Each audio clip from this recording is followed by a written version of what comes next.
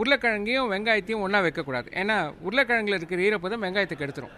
இன்னொரு மிக முக்கியமான விஷயம் நான் உங்களுக்கு சொல்லணும். உருளைக்கிழங்கில் இந்த ஒரு பச்சையம் சில உருளைக்கிழங்கில் இருக்கும்.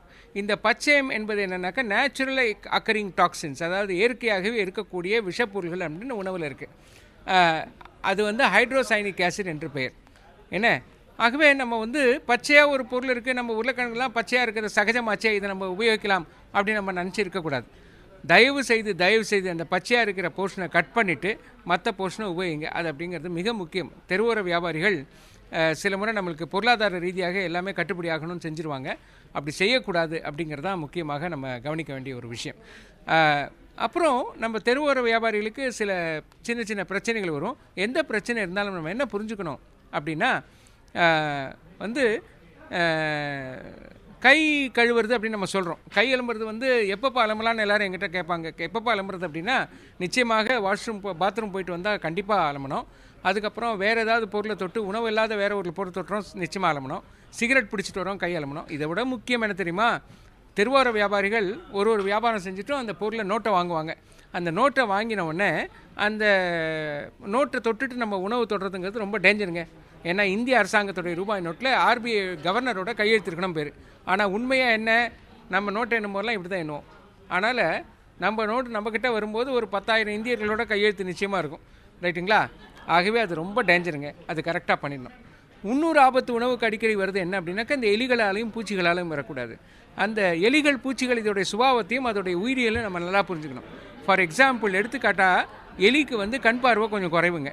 ரைட்டுங்களா? அதோட பலவீனமே அதுதான். அதுக்கு வந்து சில அறிஞர்கள் என்ன சொல்கிறாங்கன்னா, அதுக்கு 54% தான் கண் தெரியும் அப்படின்னு. அது வேறு நைட் டியூட்டிக்கு வர ஒரு விலங்கு. டே டியூட்டியில் வராது, நைட் டியூட்டிலாம் வரும். அப்படி நைட் டியூட்டியில் வர எலி அதை எப்படி நம்ம சுலபமான தவிக்கலாம் அப்படின்னாக்கா, அதுக்கு கண்ணுக்கு எரிச்சல் ஊட்டக்கூடிய ஒரு பெயிண்ட், அதாவது நம்ம ரிஃப்ளெக்டிவ் பெயிண்ட்டுன்னு சொல்லுவோம் இல்லையா. போலீஸ்காரர்கள் தெருவில் வந்து டிராஃபிக் போலீஸ்காரர்கள் ஒரு பெயிண்ட் யூஸ் பண்ணுவாங்க. நீங்களே பார்த்துருப்பீங்க. நம்ம நைட்டில் போகும்போது அந்த எல்லோ கலர் ரிஃப்ளெக்ஷனாக தெரியும். அந்த மாதிரி ரிஃப்ளெக்டிவ் பெயிண்ட்டை யூஸ் பண்ணலாங்க.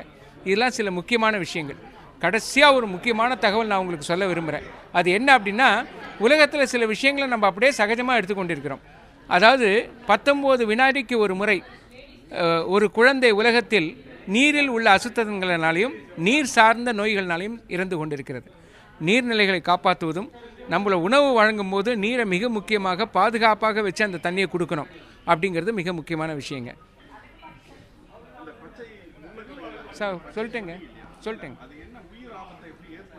ஹைட்ரோசைனிக் ஆசிட், அதாவது இந்த பச்சையம் என்பது ஹைட்ரோசைனிக் ஆசிட். ஹைட்ரோசைனிக் ஆசிட் என்பது ஹைட்ரஜன் சைனேட் ப்ளஸ் தண்ணி. அதாவது ஹைட்ரஜன் சைனேட் என்பது ஒரு கொடியமான மிக மிக விஷத்தன்மை உடைய ஒரு விஷயம். ஆகவே இது உயிருக்கே ஆபத்தாகக்கூடியது. ஒரு பெரிய நமக்கு இயற்கை செய்த பாக்கியம் என்ன அப்படின்னா, அது அந்த பச்சையம் ஒரு இடத்துல இருந்தால் கூட அந்த முழு உருளைக்கிழங்கையும் அது பாதிக்காது.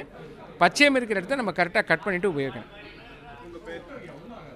நான் திரு பசுபதி, உணவு விஞ்ஞானி.